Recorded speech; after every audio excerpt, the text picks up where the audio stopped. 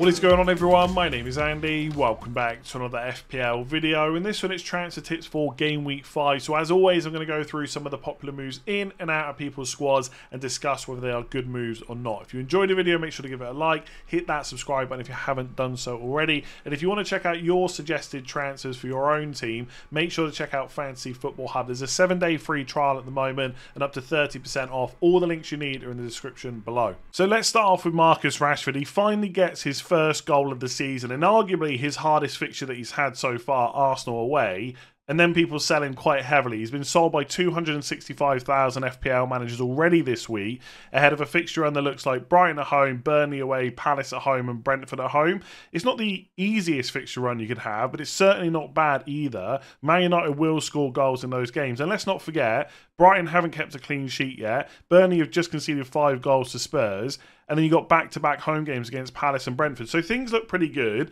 In isolation, I don't think that Rashford needs to be sold. I know why he's being sold this week in particular, because of Maddison and Son, especially with Sheffield United at home. But Rashford in isolation doesn't need to be sold, I would say. And also it's worth noting, since he moved back to left wing, this is only a 2-game sample size, he has got 3 attacking returns. So 2 assists against Forest, and now 1 goal against Arsenal as well. And I think Højlund will play a much bigger part for Man United after the international break. And that's only going to help players like Fernandes and Rashford as well. And I think sometimes it's a perception thing, right? Man United have been really bad. Rashford hasn't been great. Whereas Maddison been great and Spurs have been fantastic as well. But the difference between Maddison and Rashford is 1 attack and return. Maddison has 4, Rashford has 3. So it's not like he's miles behind. And I fully get it. Spurs have looked better and Maddison has been great. But 1 extra return for Rashford and suddenly he's quite close to Maddison's overall points. And he's got better fixtures over the next 3. I do get the desire to have a Spurs player for Sheffield United at home.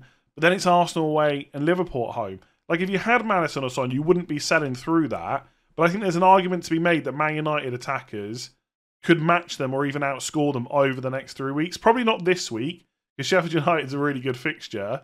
But after that, Burnley away and Palace at home are definitely better than Arsenal away and Liverpool at home. So just think about that a little bit.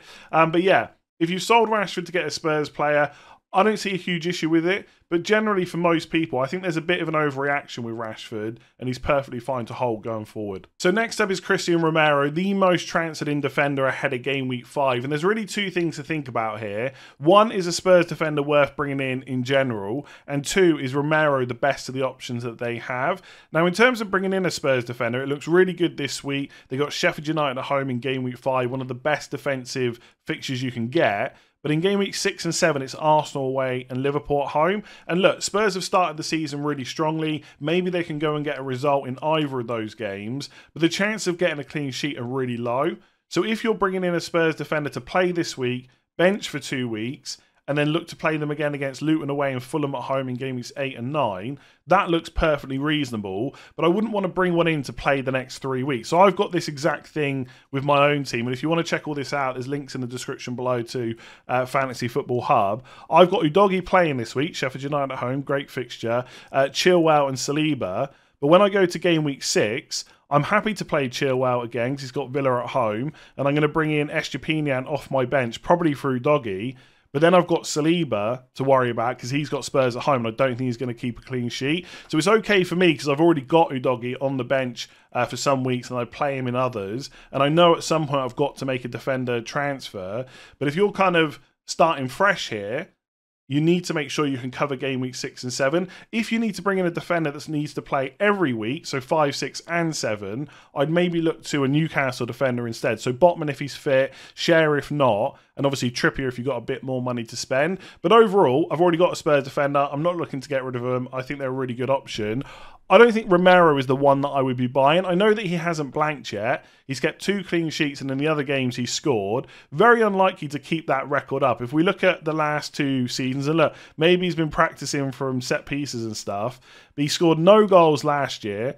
He got 2 assists, and the season before it was only 1 goal. So he's not got a massive, like a huge record in terms of attack and returns or anything like that. So I probably wouldn't go for him.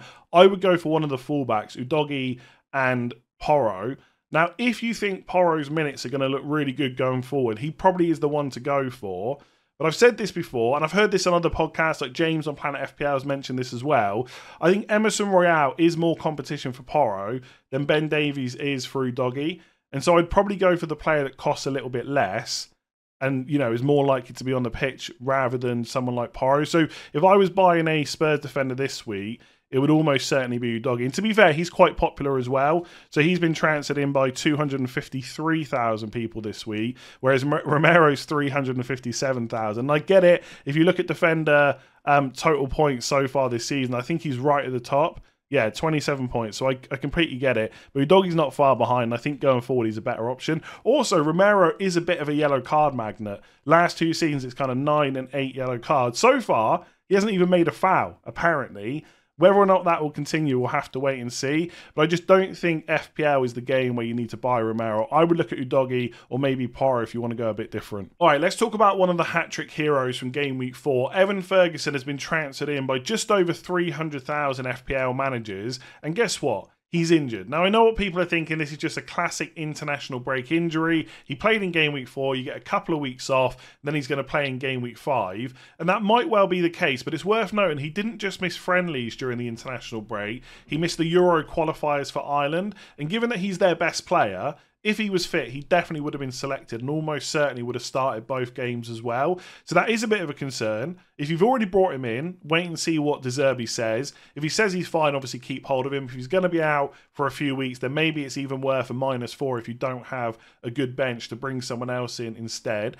If you want to bring him in but you haven't done so yet, obviously definitely wait for that press conference, right? There's no point in moving early for a player that's flagged. But I also want to talk about what if you want to bring him in and De Zerbi says that he's fine in the press conference? Is that still worth going for? Now, one other update that I would look out for is Danny Welbeck, because he does provide competition for that number 9 position. And I know that the narrative will now be, well, the guy scored a hat-trick, how can he be dropped? But De Zerbi hasn't just learned that this guy is good. He was great last season as well. Lots of talk about him being the next £100 million plus player. He is probably going to move to a different club at some point within the next kind of, 2 to 3 years. All these things are not new information. De Zerbi knows he's good, but what he has done is manage him. Last year, he only played one 90-minute game, and we've already seen so far this year, De Zerbi is happy to play Welbeck in certain matches, right? Ferguson didn't even start the first 2.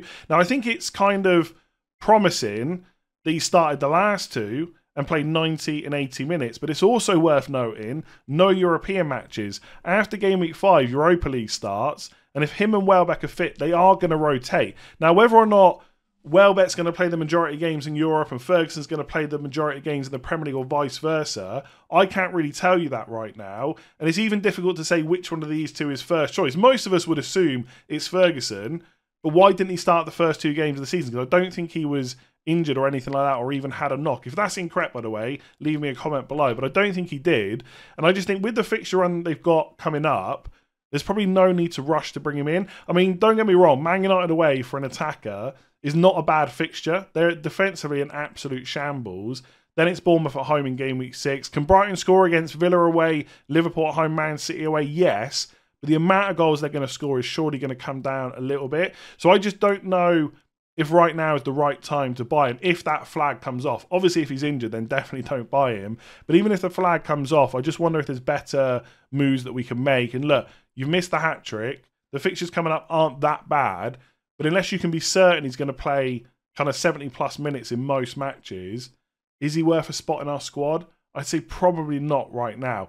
If you think he's going to start the next 5 to 6 game weeks, he's a fantastic price and definitely worth bringing in. It just all depends on your kind of minutes evaluation. And for me, I'm probably going to ignore him for the time being, unless Welbeck is out for a long time. So this one I find a bit strange. Kieran Trippier has had over 129,000 transfers out this week. And I understand that so far his points have been awful. He's averaging 1.25 per match. And for 6.5 million, that's not good enough. But I guess the question is, what were people expecting from the first 4 games?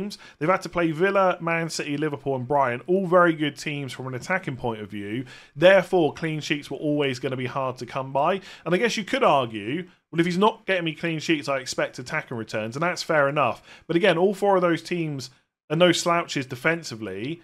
And if they are attacking a lot, Trippier's probably got to do a bit more defensive work than maybe he would when the fixtures get better, which is about to happen from game week 5 onwards. He's still putting up 0.18 expected assists per 90. Is that as good as last year? No. Will that improve with the fixtures they've got? Possibly. So I don't think it's the right time to sell him. I don't necessarily think that Brentford at home is a great fixture for a defensive return, but I would back Newcastle at home in most games. And then afterwards, they've got Sheffield United away, Burnley at home, West Ham away, and Crystal Palace at home. So the fixture run is pretty good.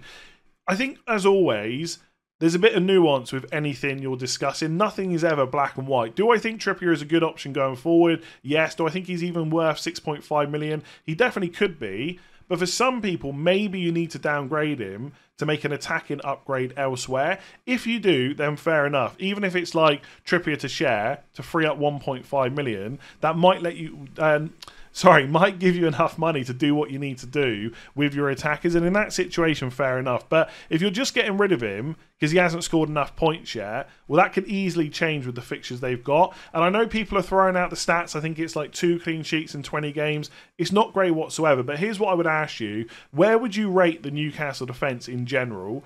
I would say they're probably a top 5 defence in the league at the moment, given how good they've been like kind of last year and how much we can't really take away from the first 4 games. If you agree with that, and then you look at that fixture run, then surely that's a good bet for clean sheets, even if they haven't happened very much so far. The other thing to kind of discuss, which I've already gone over a few times in other videos this week, is the rotation potential with the Champions League. It could happen, but I think it's being exaggerated. There are lots of teams that are going to play in Europe, and lots of players from those teams that are going to play every single match when they're fit. Look at Man United, for example. No one's expecting Fernandes or Rashford or Casemiro or players like that to be rotated because they got Champions League. I know Newcastle aren't necessarily used to it. They didn't have Europe last year. I know they've bought Livramento, but Trippier is one of their key players. If he's fit and available, Eddie Howe is going to play him as much as possible. So I'm not saying it's impossible, right, for him to be rotated. It definitely could happen.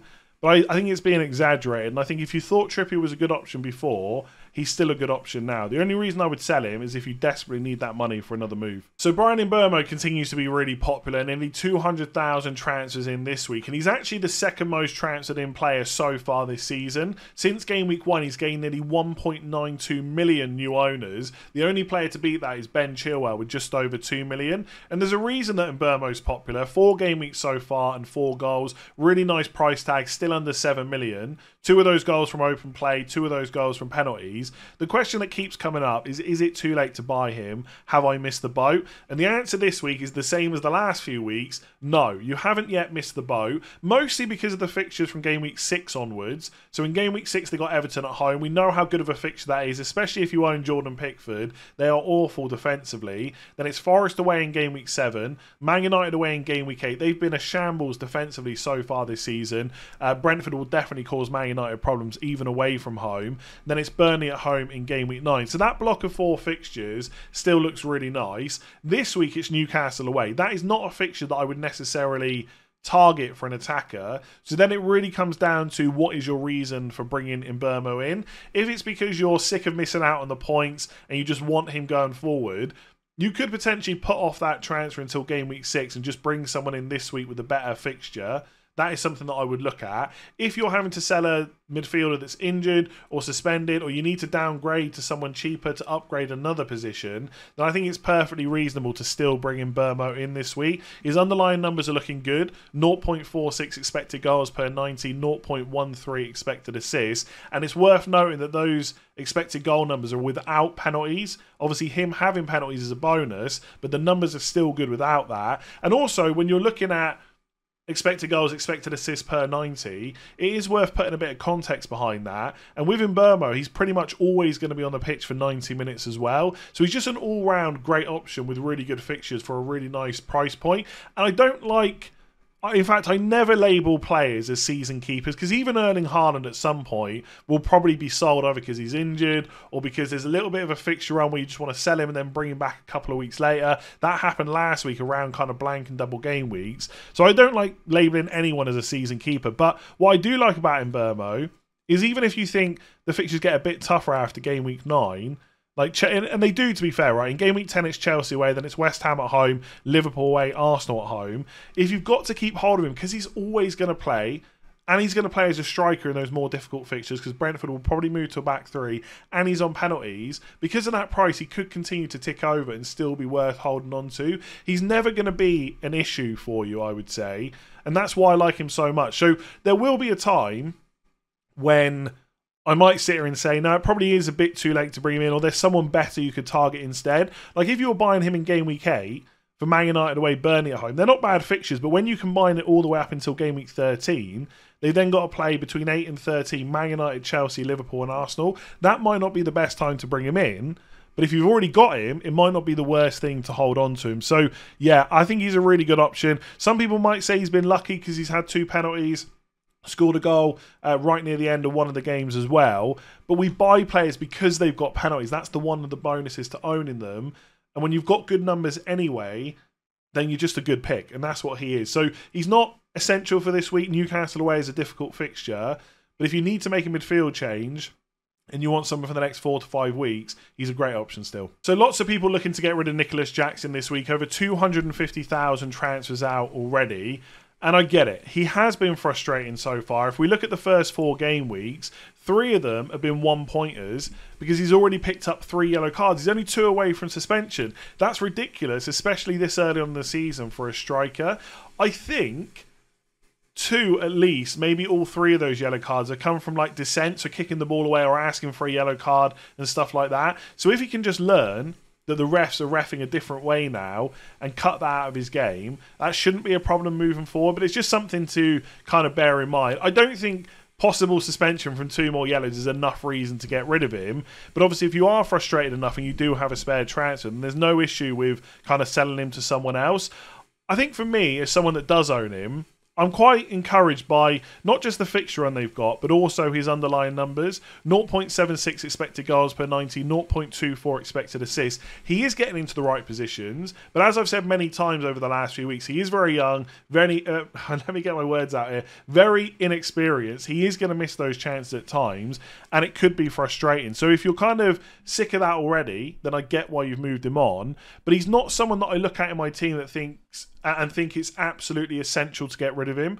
Good underlying numbers and good fixtures. Bournemouth away, Villa at home, Fulham away and Burnley away. It'd be nice if some of those green fixtures were at home instead, but I would bet on Chelsea scoring in every single one of those games, and he is the one that's most likely to score as well in that team. I guess Sterling as well, but Jackson's right up there. So I would look at it as, if you've got a spare transfer and you want to get rid of him, fair enough. But if you're starting to look at taking him out for a hit or something like that, it's just not worth it. If you've got transfers that are higher priority, there's no harm in keeping Jackson for the fixtures they've got. There's also really hardly any competition in that Chelsea squad for that number 9 position. You got Broja, who's obviously coming back from an injury, and at some point he is going to get minutes, so we can see how that affects Jackson. But he's been out for a long time. He's not going to start anytime soon. It's probably going to be minutes off the bench instead. So I think Jackson for kind of 80 minutes plus still looks good for the next couple of fixtures. The only thing I'm slightly concerned about is it's all well and good sitting here saying the underlying numbers are good, so are the fixtures.